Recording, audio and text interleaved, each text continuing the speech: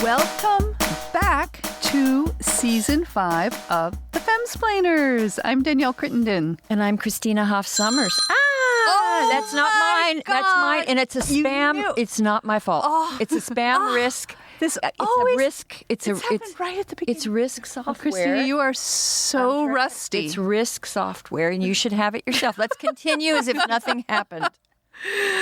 Oh, it's good to see you again. I missed you. I missed you so much. I'm so glad you're back because now I can come out of my house. I know. We connected. For those of you who aren't supporting us at Patreon or We Gather, you would have missed the one time we really were able to speak this summer, which was in August. But I was in Canada and you were in DC in your house. And we had a little catch up for that special episode for our subscribers. But yeah, I kind of got you to confess that you didn't really leave your house for 6 weeks. It was so sublime. And I have a garden, and I've got Izzy, and there's a new dog next door. So there's a lot going on.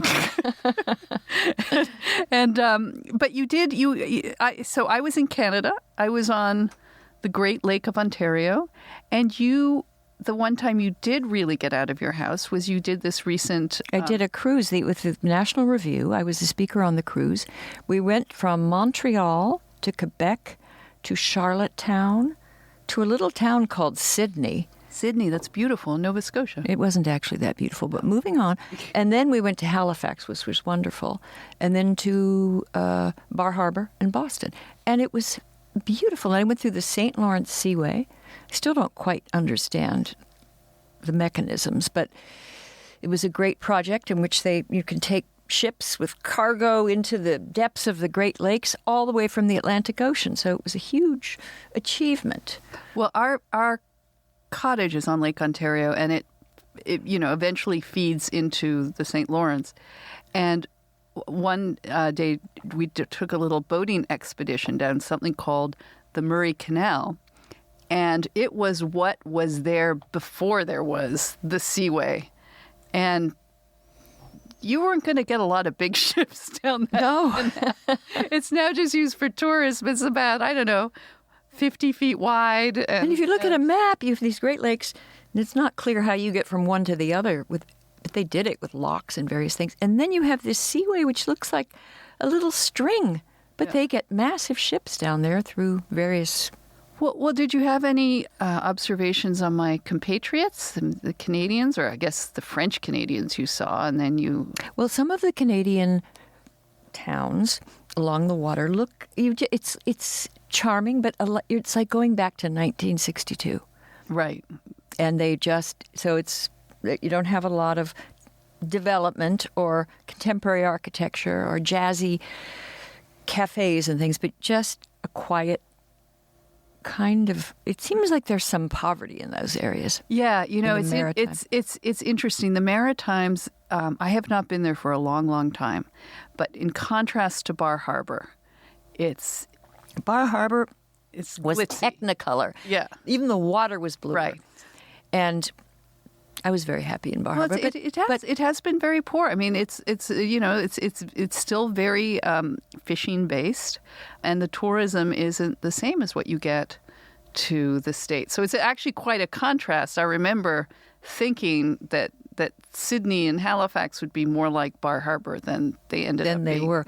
Although Halifax is a substantial city, and I went to the Citadel, which is a very impressive fort. And have you been there? Does every Canadian have to go visit? No, I think in my childhood I saw all of these places, and I have not been back since, or not for many years. But anyway, that was very, very good. And mainly, even though I was a shut-in, I read so many great books and got work done. And I read one book called The Club, which is about 18th century British culture, and basically, it's about Samuel Johnson and James Boswell and Edmund Burke and Edward Gibbon and Adam Smith, and they were all friends.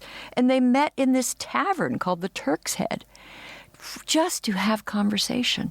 And they are all geniuses. And, of course, Samuel Johnson. I mean, what a character. And they just came alive. This book is by Leo Damrosch, and I listened to it on Audible. Mm-hmm. And I should be making ads for Audible. I download so many books from Audible, but this one I want you to read. And I love Samuel Johnson, although he did have a number of afflictions, like scrofulous and... What is scrofulous? I don't know. It sounds diseases bad. from the Sounds Middle like Ages or and lumps and bumps and ticks. And also he was sexually bizarre, but repressed. So there's no bad activities. In fact, he used to rescue he might women. be celebrated. He might become a letter himself. He could. He would. He might get a letter in the LP. All his own alphabet. Whereas Boswell was just a hyperactive, narcissistic bounder who was seducing and kind of attacking every wench in sight. And then he would write about it. Yeah. He was completely honest. Anyway, the whole thing... That was so before Me Too. It was before Me Too, but I'm outing Boswell right now. Well, we should. Can we go back call him to- up? Can we eliminate his canon? Can we? Well, I like that you aren't really into beach reads, Christina. That is your beach read. No, it was brilliant, and I couldn't put it down. And now I'm reading a biography of Diderot, which is even more brilliant, and bringing that whole, period alive. And the French encyclopédie, she wrote an encyclopedia. And the thing about his encyclopedia is that it was subversive in the sense that he would have links to other articles, to other entries in his encyclopedia, because it was just a compendium of all knowledge that he put together. And he would have a link, so it would be sort of the Eucharist, and he would have an entry, and then the link would be cannibalism. Wait, what do you mean by a link? You mean a footnote? Not a link. They would say, see also. It'd be a footnote. It was not a footnote, but it was a reference to another article that would give you more understanding. This isn't like Gibbon's dirty footnotes in Latin. No, but it was subversive in that he would get his dissident opinions. And he was sort of the original free thinker. Anyway, I've enjoyed that, but I'm only a little bit into it, so I'll report on that next week. So we'll have a little book club here. Okay, that would be good. If people are pro book club, 17th century and 18th century only. Yeah, I'm like the worst book Oh, club I tried joiner. a book club. I didn't Can't read the stand book. clubs. I know. Well, or if you read the book, you just Don't really want to hear what they're saying. And it's like writing a book report. or like being book reports killed my love of a book a book. report. Yeah. Like you read, Pride But now and people Prejudice, and apparently- you have to write about it. It's like that just killed it for me. But then I'm not academic, so Well, now people have article clubs. what? Oh. as our attention span diminishes. Or now we'll have like podcast clubs. No, Tweet I think clubs. You tweet, can review tweet clubs. I think Instagram clubs. Well, also we want to welcome Ella Ryder here. Hello. Ella, this is your first season full time. Yeah. You're representing your generation. Generation. What do we call you again? Alphabet letter are you again? I'm right in between millennial and Gen Z, I think. So you're. Does that make you an X? No, we're X. Hang on, Z. I'm right. Y. I'm on Y the and a last half. year of. Sometimes I read I'm on the last year of millennial, and sometimes I read I'm on the first year of the next generation. So Okay, well you can speak for both. That's Yeah, fine. yeah. You can cover both of them. I'm friends with people of both generations. We have some great guests coming up this season. We've got Candace Bushnell Sex in the City, lady. coming into the studio. We're going to have to really up our cocktail And our shoes. and our toilettes and our outfits. Oh my God, we're going to have to. But anyway, she's coming into the studio next week. She wrote the screenplays, or did she write the No, well, original? her column, Sex in the City, used to run in the New York Observer in the 80s. And I remember reading it and loving it. And now she's, And she was Sarah Jessica Parker? I think so. Yeah. And she who was Mr. Big? We have to ask. Oh, I think that's sort of known, but we'll find out. But yeah, it was based on someone real. And then she's written a new book called "Is There Is there still Sex in the City? There's still Sex and it's Something like- about 50-somethings and turning 60. And I've just read it. You were reading about Diderot. I was reading this, and it's incredibly entertaining, but I got quite depressed. The dating scene for the Oh, my God. 50-somethings? Yeah, My God. it was pretty, and she talks about middle-aged female madness, and it's not as glamorous as. Is there anything about wine moms? And No, nothing about wine moms. Although that was a slur that we We called. get that occasionally. Ella, wasn't there a tweet that called us? It called us Decadent wine moms? We no, didn't they just care. no. There was I own it.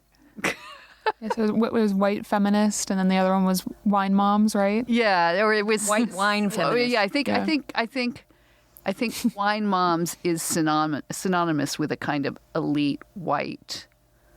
And we can't even be arm candy to millionaires anymore. Did you read the... Well, we're too old for that anyway. But even if we'd wanted to be when we were dolly birds 100 years ago, you can't just marry a rich guy anymore and because you're gorgeous. They want PhDs and a fortune. And like bombshell. Bombshell. You have to be a 10 you're plus. referring. So we collected a whole bunch of articles in the summer, and we pelted them at Ella, who very kindly compiled them. And we're just in a minute we're just going to try work our way through them because some of them are pretty funny. But yeah, it The says trophy wife is dead, it's from Tatler magazine in England. which is very Tony, no? Yes, very, very, very. It says Tatler claims the super rich want a spouse who's a power player in her own right, like Meghan Markle or Amal Clooney, but she must still be extremely hot. You know, I once read an article about women who is a small subset of women with IQs, just astronomically high IQs, like the extreme high end of the ability distribution. So they're geniuses, and they're gorgeous. They are 10s. And what happens to them? What happens to them? They marry super rich men, have a lot of kids, and they pursue their interests, but they don't go. You don't even see them. They're invisible to the world. They just seem to go off and do whatever they want to do. Well, I thought one of the things about marrying a super rich man, and I don't claim to be an expert on this in any kind, but previously, now maybe this is what Tatler is telling us, is that yes, they want a super hot woman. They want her to be smart, like And funny and no, amusing. but the smartness, like in like the best personal assistant you've ever had, because Right. she has to manage multiple homes, has to look beautiful at the charity balls, has to manage. I mean, it's running a corporation. And she's going to be the mother of your children, And so she's you gonna want be the mother good of your genes. children, or maybe unless it's the second wife, in which case Well, that'll be mother of little, she's the mother that your children hate. But or somebody I knew once got divorced and was very reluctant. This is a very successful man, not super rich, but very, very successful. And when his friends would ask, why don't you remarry? And he goes, why do I want to give another house to a woman I hate? I was Johnny Carson. Wasn't John. No? Okay.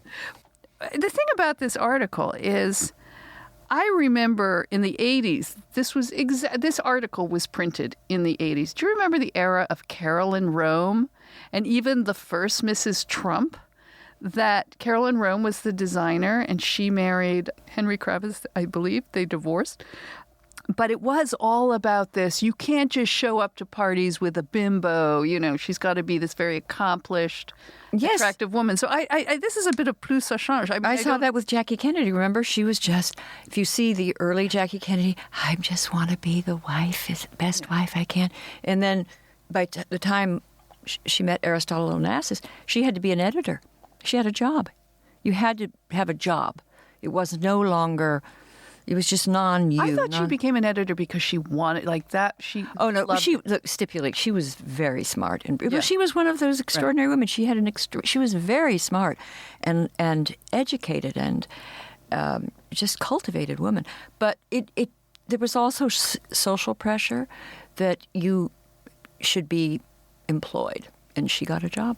Well, when you look at the Amal Clooney, and don't get me started on Meghan Markle, because I follow as a Canadian. I just don't see her in the same road. category. To me, Amal Clooney is completely, overwhelmingly Kind of a goddess. a goddess and Right. and brilliant, and one of those women that's in that category. But Meghan Markle just seems. I don't say this in a mean way. I say this respectfully, but isn't she a little bit of an airhead? I don't think she's an airhead. I think she went into the royal family thinking as a celebrity and not as a member of the royal family. Like, if like me, you grew up with in the Commonwealth, no, you understand that the royal family, it's not supposed to be glamorous. It's not supposed to be glittering, because that will lead to the revolution. Yeah, yeah. You can't be having so good a time, and especially extravagantly. And, you're supposed to turn up, you're supposed to do good works and keep all that stuff about your fabulous castles, which, by the way, like when you look at how the Queen actually lives, like eating out of Tupperware at the breakfast table. It's a little dowdy. It's a little dowdy. It's dowdy, and it's supposed to be dowdy. And it should be. And it's all about duty and service, because if it's not that, Then why do we have you? why do we have you? And so I think Meghan Markle has come into this thinking, I can now be Amal Clooney. I have married a celebrity. We're going to do great works, and we're going to get fabulous credit for them. But anyway, so I think that's. Well, now I I wanna think she defend could her. I don't single-handedly end the monarchy. I think she's on her way to doing that.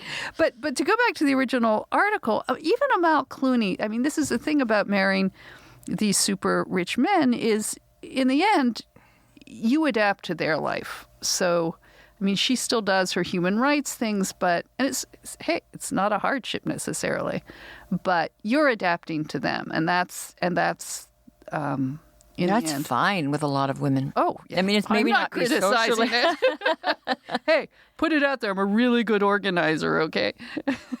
And the thing is, these women have a good life, but here's the thing. I think these marriages are now going to be. Maybe this is. I think this is a positive thing of the Me Too witch hunts. Is that men are going to be Did you afraid? just call it the Me Too witch hunt? The witch hunt part of it. Okay. The Me Too, the positive thing. I'm saying Warlock hunt. Let's please be specific. the warlock hunt. Don't you think that men are going to be more and more afraid of having affairs and leaving their wives? So what happened? A lot of marriages were destroyed because that women would throw themselves at these rich, attractive men, and now the men are going to be nervous about it because they can be sued and brought up on charges. You're speaking of it as if employment opportunities have been reduced. Well, kind of for women.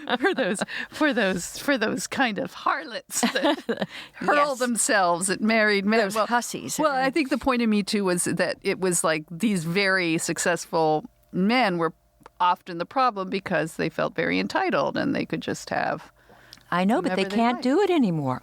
Well, On the other hand, they seem to always do what they want. So. I don't see Jeff Bezos suffering. He was all over the Mediterranean with his love, Lauren Sanchez, kissing in Saint-Tropez. I guess you don't read the Daily Mail like I do. I do not. I only read not the Tatler, but The Tatler's great. And Hello Magazine is really, I think, my I love all-time favorite. Hello I Magazine, think but you can't get it. You used to be able to get it at Union airport. Station. And the Union Station right now. And it's gone. That's one of the great. You can get it online though. Okay, so Candace. We're also seeing. We're going to LA this week. By the time you hear this, we will have been back from LA. Christina will have been on Bill Maher, and we will have interviewed Caitlin Flanagan in LA. What could be greater? I mean, I'm so excited to see her. She's been getting in a little bit of, I guess not flack, but she was talking about Me Too and how it can't just become a movement for people who had bad dates. And that's what I think she said on NPR most recently. Yes. And it was in reaction to another one of our guests coming up in a couple of weeks is Emily Yoffe, who wrote this article And about... if you haven't read it, stop. Well, finish the podcast and then go and look at Reason Magazine. It's an article called I'm Radioactive. And it's about a journalist. I think his name was Jonathan Kamen. And he's probably, as she says, the least famous person, to suffer a Me Too annihilation. And now it's moved not to taking out and correctly stopping men who are predators, powerful men. He wasn't powerful, and he wasn't a predator. He had a couple of dates, and they decided to call him out for sex that was consensual, but he didn't call them, and they weren't happy afterwards. There was some miscommunication. No one is saying that he raped them. They're just thinking, he didn't. They felt that he didn't behave well, but he wasn't their boss. This was just out in the everyday relationships, and he lost his job. He lost his life. He thinks he's like living in his parents' basement. And this was in Reason, correct? This was in Reason. Yeah. So we'll and Emily got then a lot of backlash, and we'll talk to her about that for just even questioning the fact that you should question. Well, I met him, and I'm just. It's a distressing story. It's just what we do to one another, and when she told his story, I thought people would feel sorry, and many did, but not. A whole group of women supported the accusers and act as though, by calling out this guy who's just a journalist, that he's as guilty as Harvey Weinstein or something, and the whole thing is very, very dismaying to me. Well, let's pause right there just for a second for this wonderful message from our sponsors. Christina, I think you knew at one point I tried to run an online business, and one of the things that defeated me was having to keep track of all the finances. It was a nightmare, but there's now NetSuite, which keeps everything together and helps you really organize your business systems. Because if you don't know your numbers, you don't know your business. But the problem that growing businesses have, and especially if you're like me, I was a startup, so you're doing it all on your own, is these hodgepodge of business systems. With NetSuite by Oracle, it's a business management software that handles every aspect of your business in an easy-to-use cloud platform, giving you the visibility and control you need to grow. And with NetSuite, you save money, time, unheeded headaches. Yes. You can avoid those by managing sales, finance, accounting, orders, and HR instantly, right from your desktop or phone. And that's why NetSuite is the world's #1 cloud business system. And right now, NetSuite is offering you valuable insights with a free guide, 7 key strategies to grow your profits at netsuite.com/femsplain. That's netsuite.com/femsplain to download your free guide, 7 key strategies to grow your profits. netsuite.com/femsplain. Everybody has sent their kids off to college who are going to college by now, and they probably sent them off with really cheap bedding.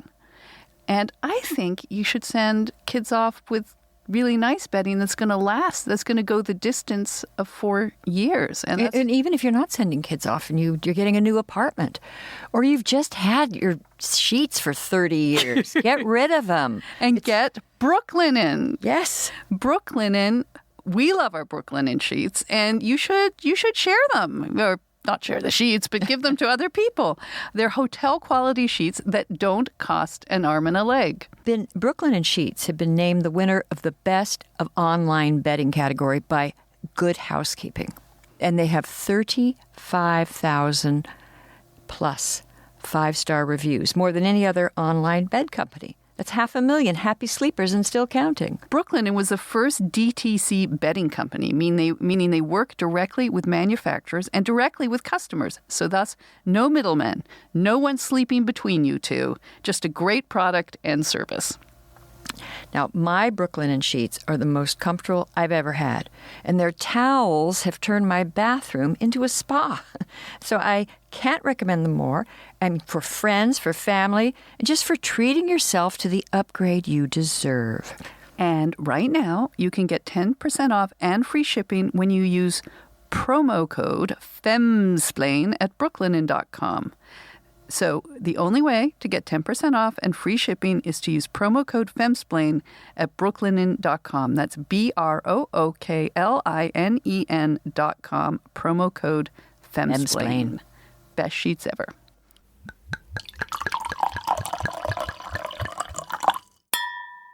You and I caught up because of our kids, my kids, telling us to watch the new Dave Chappelle Sticks and Stones special. And I have to admit, when you came over to watch it, it was after dinner, and I She went to sleep. almost instantly. Not because, and that doesn't mean she could be at a dinner party. Okay, we with don't need to go Samuel there. Johnson and Edmund Burke and the wittiest people, and she would go to sleep. I know. At the- It's a kind of weird. I call it like wine narcolepsy if I have wine. It's just like, and it's like past 9 o'clock. But anyway, but I did watch it the next day. Oh, you did? In the afternoon, and we have Ella here because if I urge people to watch it because it's probably as politically incorrect as a comedy special Can be. given today's standards. He defended Louis C.K., Michael Jackson. But not really. Well, you don't know. yes, really, Louis C.K. Louis C.K., but not Michael really Jackson. Michael Jackson. Sort of. And he's very, now talk about intelligent. He is brilliant. I think his father is a data scientist. Yeah, he was a statistician. Right. And so he has that analytic ability and humor, and he's also just funny. Just see him walk around makes me laugh. Well, but the Gen Zers are, I'm gathering, very up in arms. Only the reporters. Only the reporters, right? Ella, you watched it too. What did you think? I thought it was really good. But yeah, no, he definitely attacks everyone, and including the audience. Opportunity offender. Yeah. Including his wife, his kids, Well, every group. White people don't come off well. I mean, he doesn't. Yeah. He's funny. But he talked about sort of the every time he was about to make a joke about like the fear of the canceling culture, and then he did this very funny sketch about what he called the alphabet people. Yes. And the L's, the B's, the G's, the T's. And anyway, but the L's don't really like the the G's don't really like the L's. Like, why are you wearing that? But you weren't.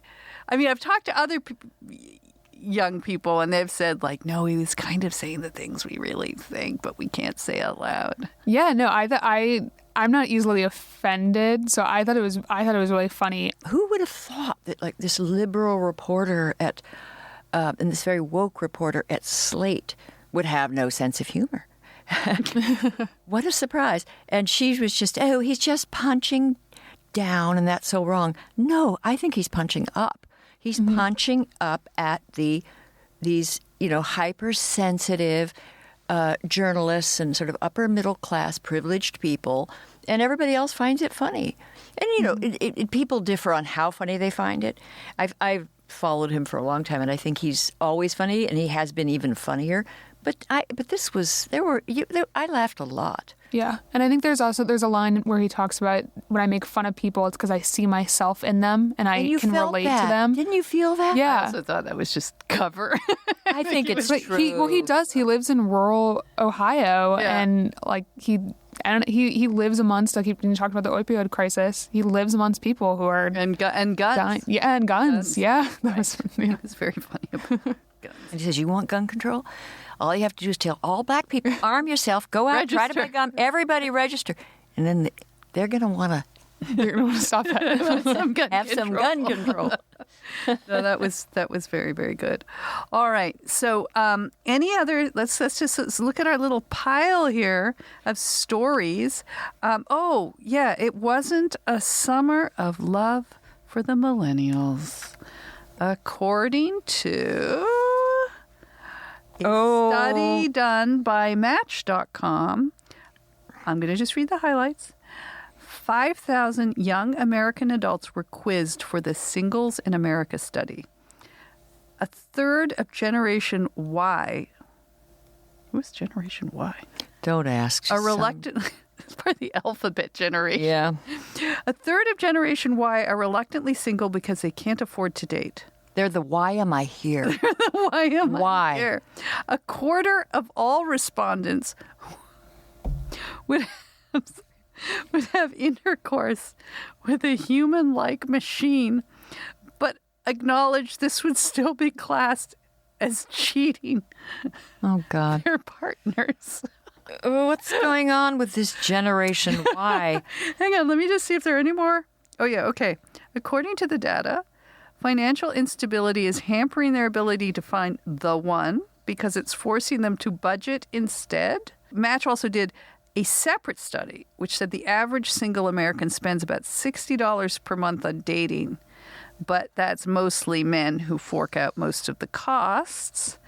And let me just see any other highlights. Oh, and yes, and the last one was the new research also found that the Me Too movement has caused more than half of all men to act differently with women, becoming more reserved and distant. You guys, man. Well, Do you have any reaction to that, Ella? I mean, And actually, I have a friend who's on some dating apps, and he's trying to, really meet someone he can settle down with. And he said, he's like, I have to come up with a whole new budget for dates because these first dates are so expensive. And he's like, I have to go places, and where are they going? he just a restaurant. like a not restaurant, horrible one. just You don't drinks. want to go Yeah. Well, because he doesn't want to go to a cheap place and have her think that he doesn't think it's worth, forking out all the money. He doesn't want to go to a place too expensive because he's worried it'll creep her out because he'll think it's too serious too quickly. So it's just kind of, he's... Can't you just walk across the Brooklyn Bridge and have an ice cream cone? Candy corn. Yeah. Candy corn? Yeah. It is, well, a sort of spoiler alert for the Candace Bushnell interview because she has this very funny scene of her talking to a group of, I guess, younger even than you, Ella. And what was disturbing, and these are New York kids, I mean, they're all on Tinder and they're like 17. I thought you were going to say they're all on like ADHD medication. Well, they're on that too, Yeah. obviously. Anti-anxiety And drugs. I'm sure they all have therapists. But no, but they said, well, what was dating like in your time before there were apps? And she said, well, you'd meet someone, they'd get your number, you talk on the phone a couple times, and then, you might go out for a drink or you might just go for a walk in the park or something. And one of the girls said, that sounds like the most romantic thing I've ever heard. Oh, how sad. Like, you can't just do nothing. Everything has to be a... Oh, yeah. No, there's... Just go for a coffee? Like, what would happen? I mean, why don't we just you go can go for or- coffee. The problem is that everyone's super opinionated and everyone has very different opinions. So some people might say, oh, you can't go on a coffee, that's too businessy. And then they, that's not intimate enough. Other people are saying, like, oh, you have to have alcohol to help loosen up. Because there is no, like, calling and talking and So you just... non-texting it with is people. It's only texting. Yeah, there's maybe, I mean, especially on an app, maybe you have a week of messages, but then, the whole point is a dating app. So you have to ask them out pretty quickly, and then you go on your date and... And then the date has to be something. I mean, the rules, back in my day, the rules were, according to the men, of my data research on this, is you would ask a girl out for lunch. I don't know if that's still true, because lunch always had a final ending. It couldn't lead, like, to dinner. Like, you didn't have that sort of awkward evening. I never Problem. remember an invitation to lunch. No, you didn't date David Frum. Oh. But I thought that was like a thing. You go to lunch first. I don't remember anybody dating. You just kind of hung out together and then you were together, like at Woodstock. I just go to Woodstock. No, I remember, being called by my now husband, but he was Alex B. Keaton, and he was playing by a different rule book. He was. He had strong ideas. He's like, we went out to lunch, and then that went well, and then he called me, and then we went out to dinner. But it was very And then the third date, he cooked dinner. That's right. Did You can listen to that. I think Okay, it's we've talked season about that. one. Season one. But yeah, well, here, millennials. You know, instead of the millennials, can we just go? No, I want to help them. I have one. Oh, okay. Give them some great advice. I found this. The source is something called Only in Boston, which did the average price of a date in the U.S. By state.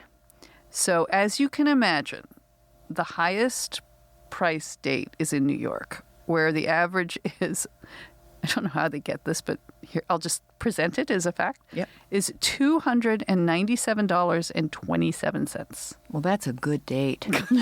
What are they doing? A dinner. That's a nice dinner. Drinks. I mean, if a cocktail would be like $20 at a restaurant. Oh, at least. Yeah. Yeah, And then it was if you have $20 in my tip day, and you have yeah. tax, Yeah. yeah. Okay. So millennials. But leave New York. what about another state? I mean, Okay. it can't be that Wanna much know in the South cheapest- Dakota. The cheapest date Okay. in all of the United States, and forgive me, South Dakota, for calling it you is South America's cheapest date. The average date there is $38.27. Maybe you go to the Applebee's or TGIF. TGIF Fridays. California is very close, $226.35. But look, Georgia, I guess they've got Atlanta, is $121. That seems a little I don't overpriced. believe this. These are older people. I mean, kids. No, I don't think so. Well, this is why they're saying they're going broke. They can't. But it's always been true, especially in the era. This predates both you and me, where people got engaged at age 20. Nobody had money Right. for dates, right? Like you didn't. And those restaurants weren't there. I was thinking the other day when I was growing up, like there were no restaurants in L.A. There was like a few fancy restaurants you could go to once in a right, very rare occasion. and they were always French or something. Yeah. Yeah. They had That was true in Toronto too. a couple of French restaurants and Scandia. I don't know what that was, Swedish or something. Other than that, there was nothing. And then, Go to the drive-in. yeah, that was fun. Or just Get a walking soda. around or going Well, to that the was the beach. thing, right? We went Like- to the beach. You didn't have you weren't all glued to your phones, and you I think you walked around a lot, and you maybe got a soda or something, and At the soda fountain. and one of the stories my late father-in-law told of dating my husband's mother, Barbara, was he was a little bit older. He was in his, I forget, but mid-20s, maybe 26, 27. She was 19 or 20. And they went out on a date, and then their second date was to a friend's of his party. They were having some sort of celebration, maybe a birthday. And she bought a chocolate orange, like a chocolate that looked like an orange, and the little sections came out in little chocolate pieces.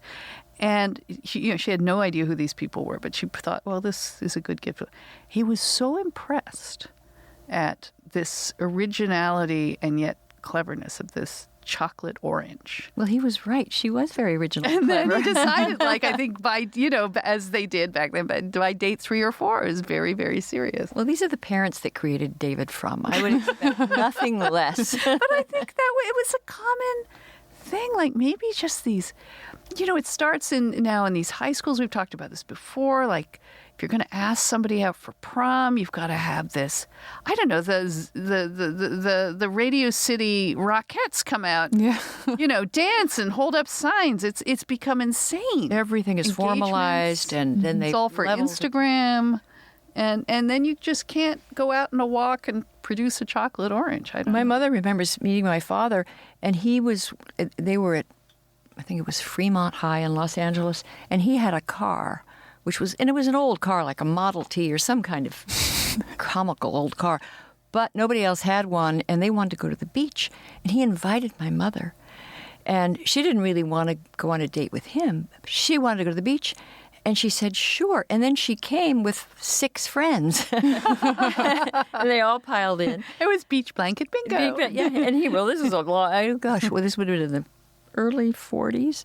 And they went off, and it was just kids, and they were so innocent. And then, they eventually I don't even know how they fell. He found out that she actually did like him, but it really wasn't until he went off to the war, and he kissed her, and they were madly in love after that. But he was gone, and then that to live through that period, and she and my father. I was talking about this to someone else last night. World War II, going through that, you would think it would be the worst time in people's lives because she never knew if she'd see him and would wait for letters. All this. And both my mother and father said they looked back, it was the most exciting time of their lives. Yeah, would have been, I mean, Horrible. Horror aside, but yeah. but if you kind of went Lived through it and survived, then it had a if happy you were ending. American too, Of course. especially no if you were Europeans, American. no, because you didn't go through hunger, you didn't go. No, but every day was. But you'd send off your airmen, and you were you'd sending fly off your airmen, and she was wait for letters, working and waiting for letters, and right. No, but it was this. we don't want that again. Though. But here's the thing: it was a much more difficult time, Right. stressful, but there was romance and the love songs from that era, Yeah. and my parents would play them, and they're beautiful. I do wonder about love songs today. That even in the 70s, there that whole era of folk songs, and you listen to them, and they're all this, especially men expressing love for women. And I don't know. I sort of What are the songs today? I listen to my 17-year-old daughter's songs when it's not rap, which I make her take off the radio when we're playing, but when we're driving. But there doesn't seem to be a lot of those.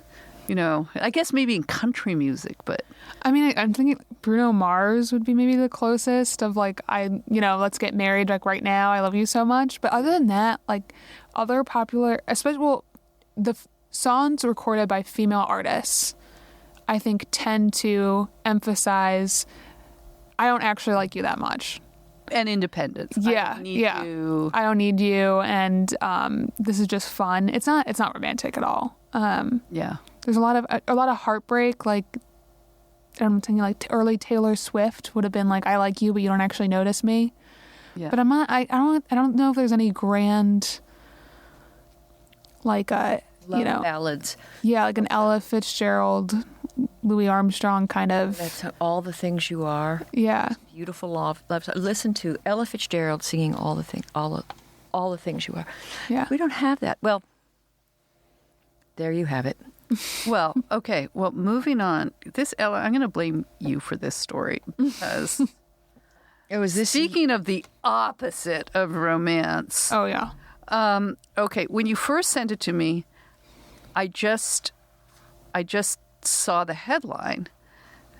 I mean, I even glanced. I even didn't read the whole headline. It was just What the that hell is women it? women in India Oh, are having 4 husbands because of a wife shortage, and I have to make all my jokes up top because it's such a horrific story. I'll just look incredibly. I'll look you thought Dave you Chappelle. go, girl. Polyamory. Now the women are in charge. The women in charge. But then I was trying to apply that to North American women and okay, how many sets of keys do I have to find? Did you check the middle of the refrigerator when you open the door? It's right there, I swear. I thought, and maybe they have their husbands, whenever they want them, whatever. No shortage of people to, screw in light bulbs and take out the garbage. And not that that's what husbands are for, but it helps. And then it turns out to be this really bad story. Ellie, you just describe it because it's Kind of a downer. it's kind It's of dark. a downer. It's dark, but It it's is dark. horrific. Yeah, so I stumbled across it this morning, and there's, even though it's illegal in India, there are a lot of sex selective abortions where couples will find out the gender of the baby, they realize the baby's female, and they will abort the baby, or they give the baby up for adoption, and they don't want to raise daughters. And so there's this province in India where apparently there's a large shortage of marriageable women, and so families are pooling their resources. They're getting dowries, and then they're offering dowries to the families of women in other provinces. And when the women come, they think they're only going to marry one of the brothers, and actually they're forced to marry, well, they're officially married to one man, but they're forced to act as the wife to all of the brothers because they can't afford dowries for wives for every one of their sons. Yes, and I'm reading from the story. It says the women's condition in these marriages is one of extreme vulnerability and insecurity.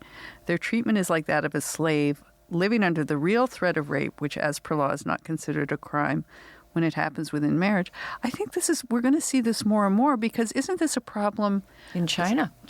And I think throughout Africa, you've got these large populations of young men. There's not a lot of employment. This is part of the migration issue. And yes, suddenly polyandry is Not as fun as it used to be. Yeah, and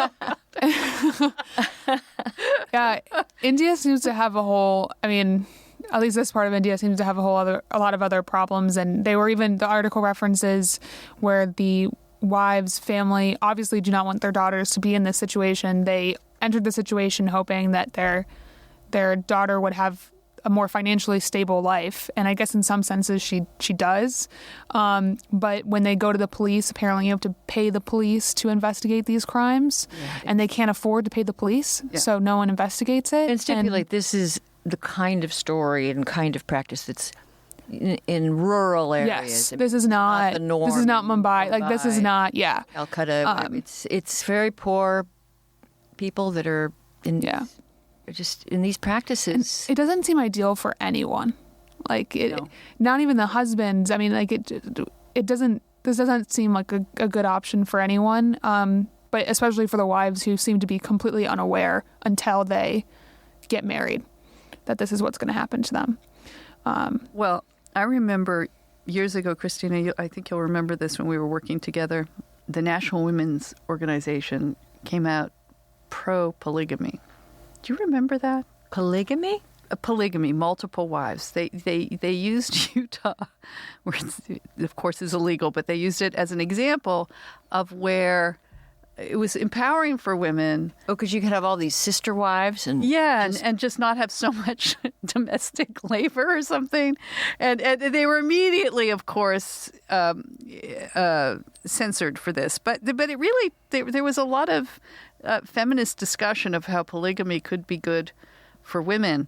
I remember raising this. We had a beloved builder from Virginia, and one day I was talking to him, and he said, we were talking about, for some reason, we were talking about polygamy, and I think as it related to Islam, and he said, yeah, polygamy seems like a good idea when you're 22.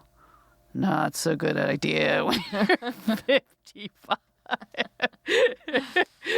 The thought of having 5 wives to nag him just seemed, beyond exhausting. And as you point out, Christina, these are the issues that put most of our problems in perspective. Right. Is we have the first world problems, like and as you know, and there's nothing wrong with that. We have first world problems because we live in someone the first tweeted world. today they're very upset that if you subscribe to the Wall Street Journal or to some other, and they will ask you, do you want to stay subscribed? And you say yes. And so then you go back to it and you have to sign in every time. And everybody on the internet was saying, yeah, that happens. That's such a bummer. And then I thought, okay, maybe that's not the most serious problem in the world, but it's still a problem.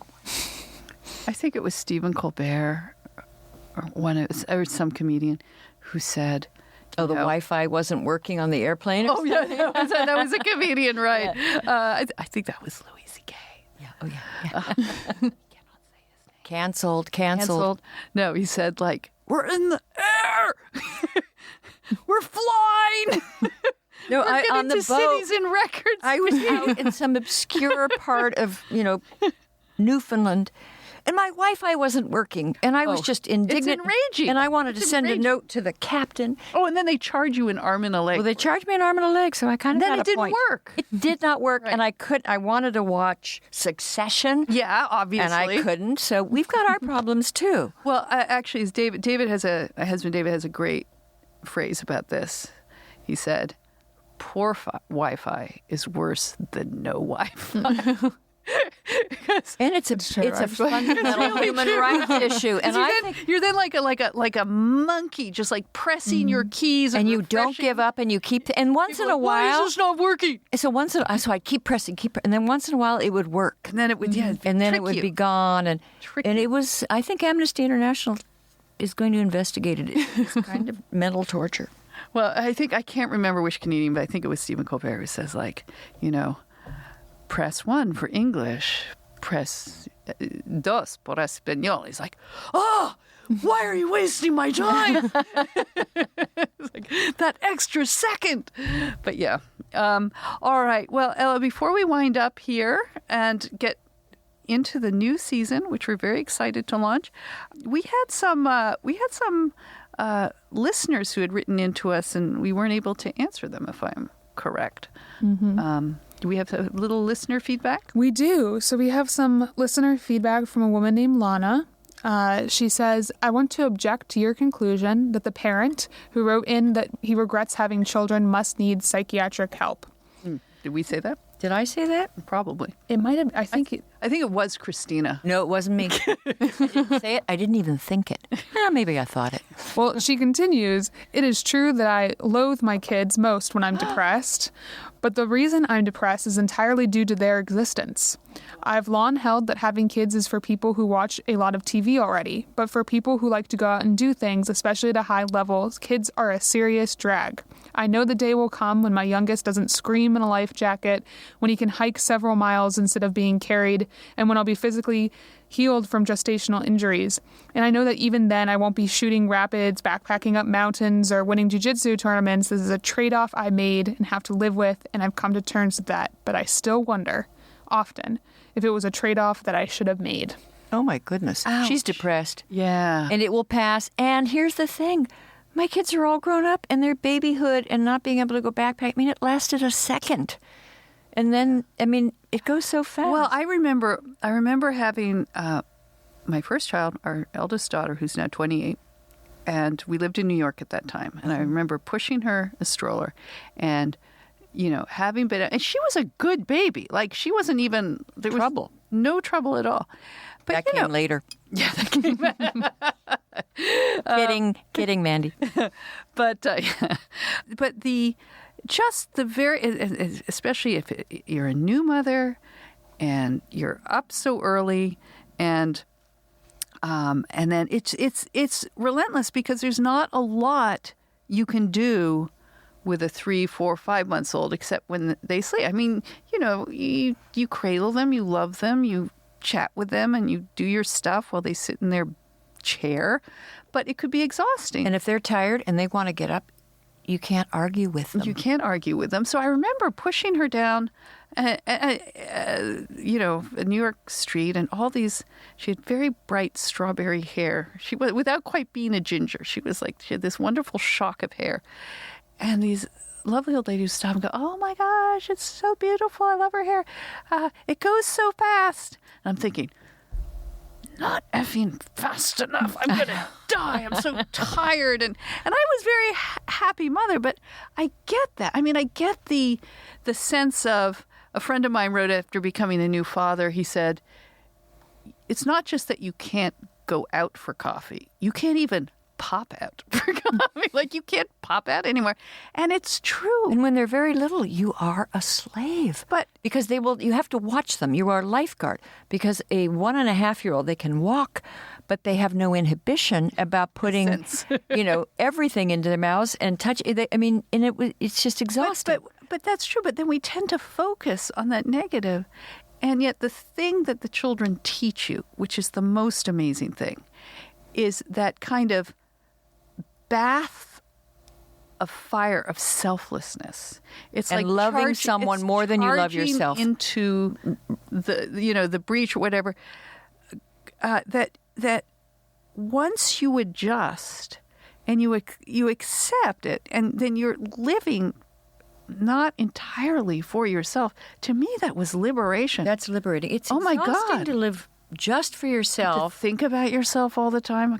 God, I bore myself. All those weekends, you have to make plans. And with kids, the plans kind of come and go. Well, and that's the thing. And then they get older and older. And then there's that magical time, I think, between age 5 or 6 to 12 where they think you're God and everything you do is great. That changes, of course. And it's hard if you have one because you're the playmate.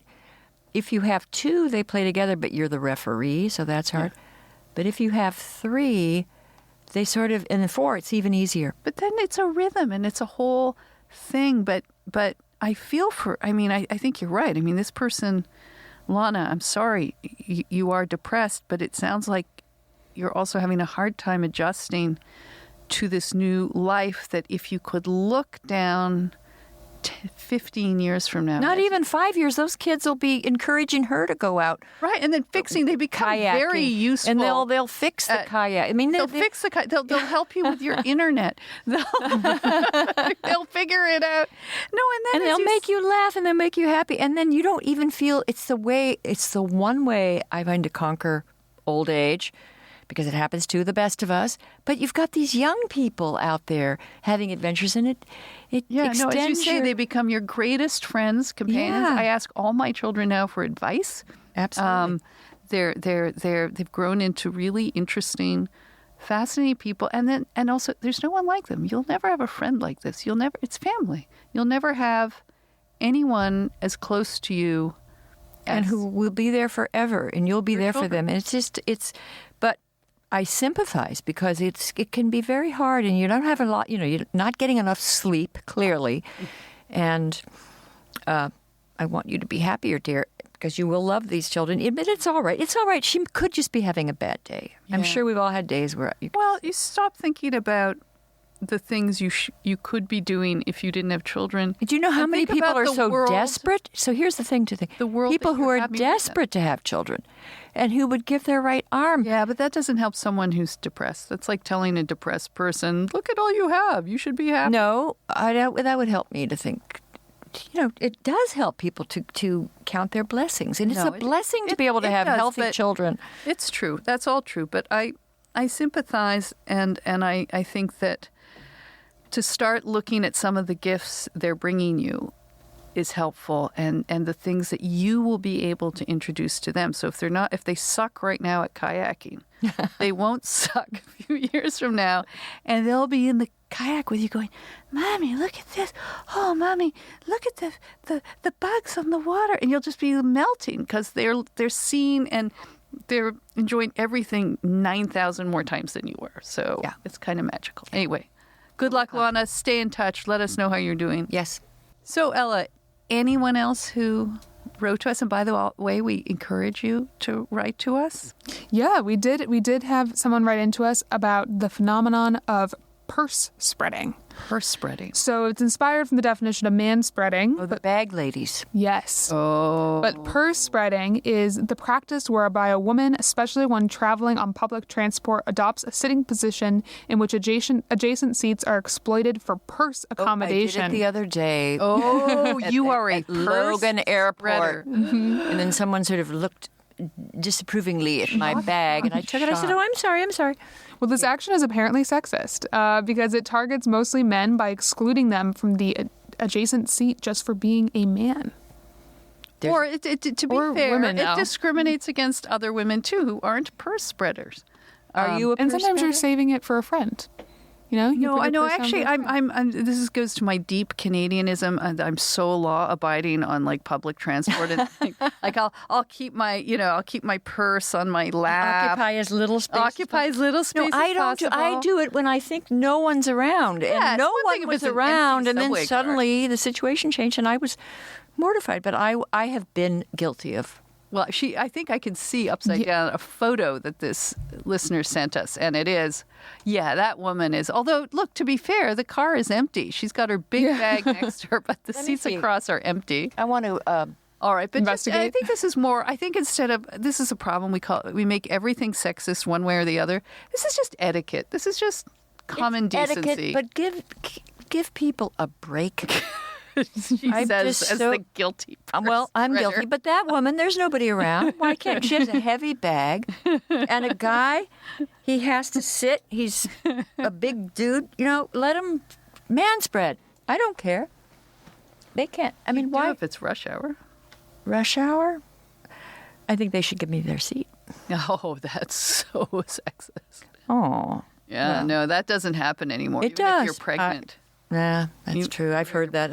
and then if they offer it to you, then you feel, I feel like, I'm not old. old. I like- Hey, what do you think? What are you thinking? I know. Like, I'm always offended at if I go to Whole Foods and I go shopping and then they say, do you need help with your bags getting out? Well, they say that to everybody. No, they say it to me. They didn't used to say it. And I say, no, I can handle it very well, thank you. You say with an ice pack on your shoulder.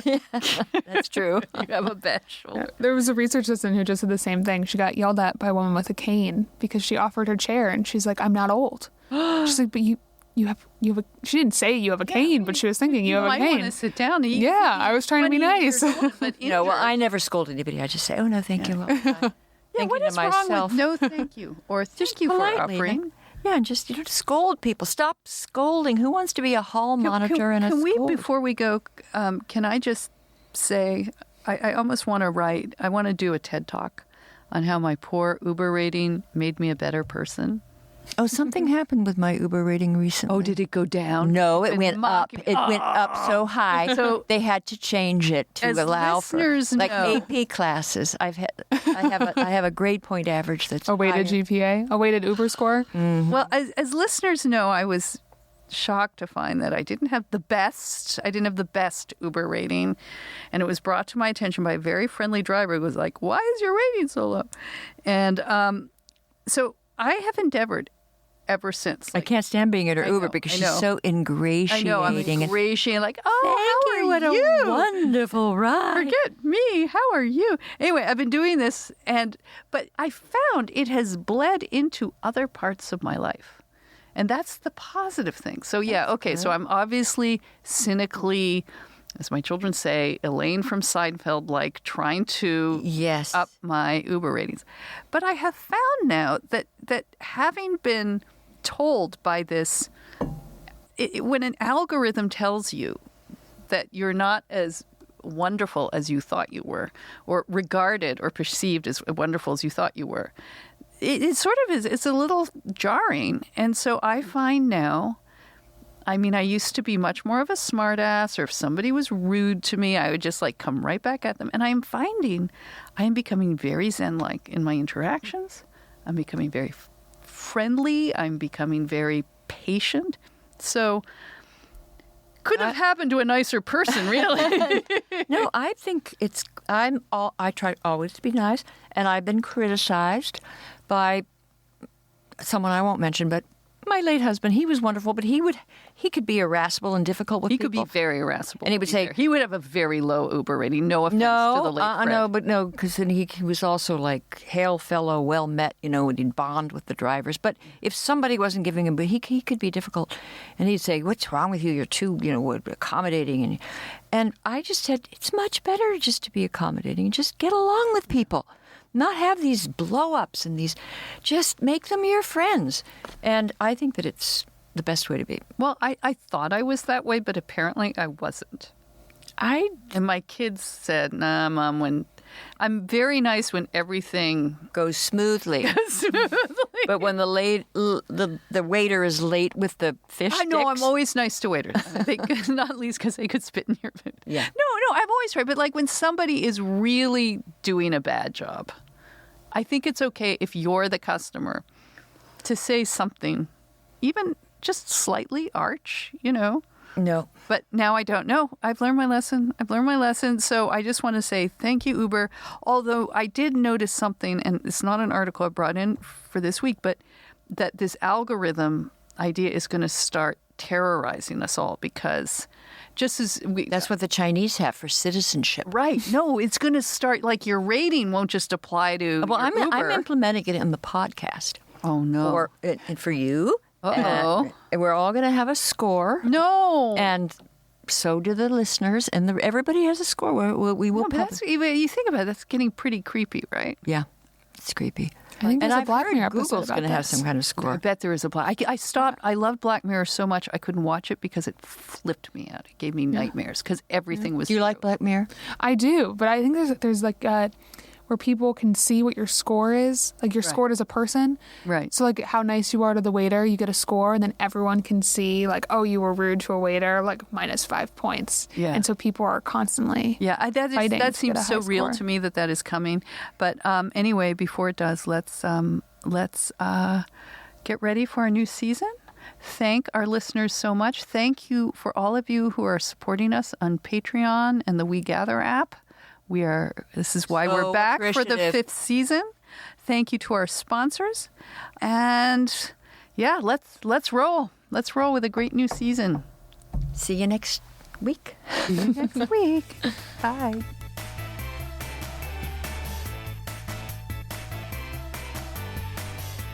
Hey, thanks for listening to the Femsplainers. Keep up with us on Twitter and Facebook at Femsplainers and on Instagram at Femsplainers Podcast. Send questions and comments to contact@femsplainers.com. A big thanks to Ella Ryder, our research and in-studio production assistant, and to Nat Frum, our audio and video editor. And we're proud to be part of the Ricochet Network and grateful to the American Enterprise Institute for allowing us to record in its studio every week in downtown Washington, D.C. And miss something? You'll find everything you need at our homepage, femsplainers.com, including links to past episodes, our sponsors, where you can sign up to support us, and even to merch. And please don't forget to like us or give us 5 stars on iTunes. Thank you. Cheers. Cheers.